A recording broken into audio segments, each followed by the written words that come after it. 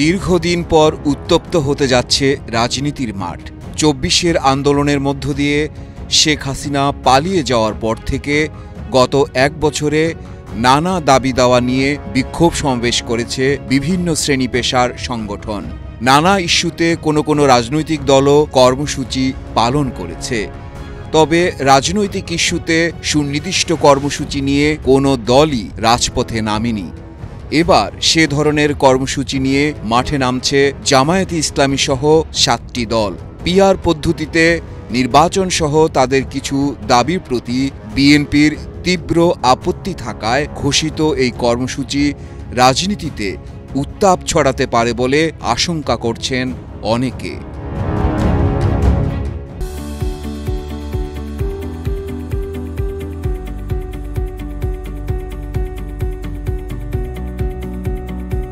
জুলাই সনদের ভিত্তিতে আগামী ফেব্রুয়ারিতে জাতীয় নির্বাচন, পিআর পদ্ধতি প্রবর্তন সহ কয়েকটি অভিন্ন দাবিতে মাঠে নামছে জামায়াতে ইসলামী সহ ৭টি দল। ১৮ সেপ্টেম্বর ঢাকায়, ১৯ সেপ্টেম্বর বিভাগীয় শহরে এবং ২৬ সেপ্টেম্বর সারা দেশে জেলা উপজেলায় বিক্ষোভ মিছিলের কর্মসূচি দিয়েছে ৪টি দল। এর মধ্যে জামায়াতে ইসলামী, ইসলামী আন্দোলন ও খেলাফত মজলিস ১৫ সেপ্টেম্বর সোমবার পৃথক সংবাদ সম্মেলন করে বিক্ষোভ কর্মসূচি ঘোষণা করেছে। আগের দিন রোববার কর্মসূচি ঘোষণা করে বাংলাদেশ খেলাফত মজলিস। এই ৪ দলের সঙ্গে নতুন করে আরও ৩টি দল যুগপৎ কর্মসূচিতে যুক্ত হয়েছে। দল ৩টি হচ্ছে নেজামে ইসলাম পার্টি, বাংলাদেশ খেলাফত আন্দোলন ও জাতীয় গণতান্ত্রিক পার্টি জাগপা। রাজনীতি বিশ্লেষকরা বলছেন, দলগুলোর এই কর্মসূচির লক্ষ্য জুলাই সনদের বাস্তবায়ন সহ নির্বাচনে লেভেল প্লেয়িং ফিল্ড তৈরির জন্য সরকারের উপর চাপ তৈরি করা। এর আগে বিএনপি জাতীয় নির্বাচনের সময় ঘোষণার দাবিতে বিভিন্ন কর্মসূচি পালন করেছে।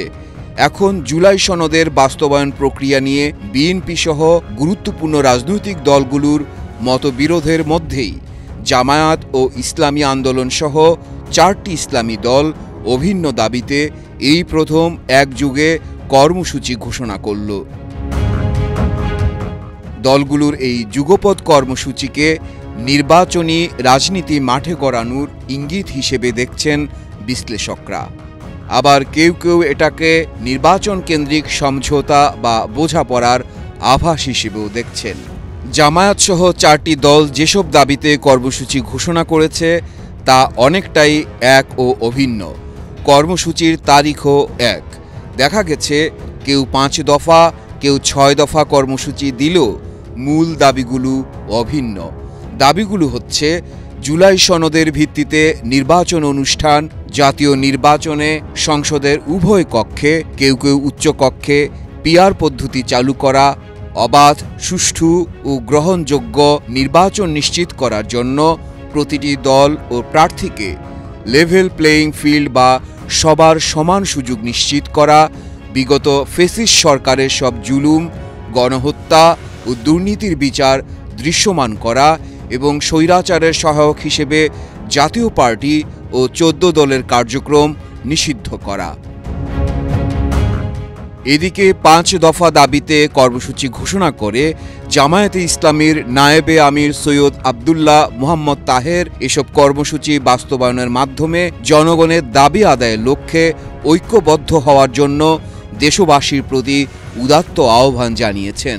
অন্যদিকে এনসিপি, এবি পার্টি ও গণ অধিকার পরিষদ যুগপৎ আন্দোলন বা জোটবদ্ধ কর্মসূচিতে না থাকলেও সংবিধান ও রাষ্ট্র কাঠামো সংস্কারের প্রশ্নে দল ৩টির অবস্থান কাছাকাছি।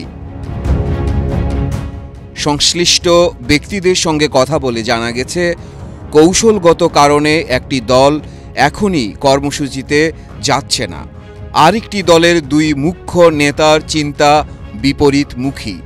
একজন বিএনপির সঙ্গে সমঝোতায় আগ্রহী, অন্যজন এলাকার পরিস্থিতি বিবেচনায় এখন বিএনপির সঙ্গে যেতে আগ্রহ হারিয়েছেন। অন্য আরেকটি দলের শীর্ষ নেতৃত্বের এক অংশ জামায়াতের সঙ্গে সমঝোতায় যেতে আগ্রহী হলেও আরেকাংশের ভিন্ন মত রয়েছে। এতে দলটিতে ভাঙনের মতো পরিস্থিতি তৈরি হতে পারে বলে সংশ্লিষ্ট সূত্র জানিয়েছে।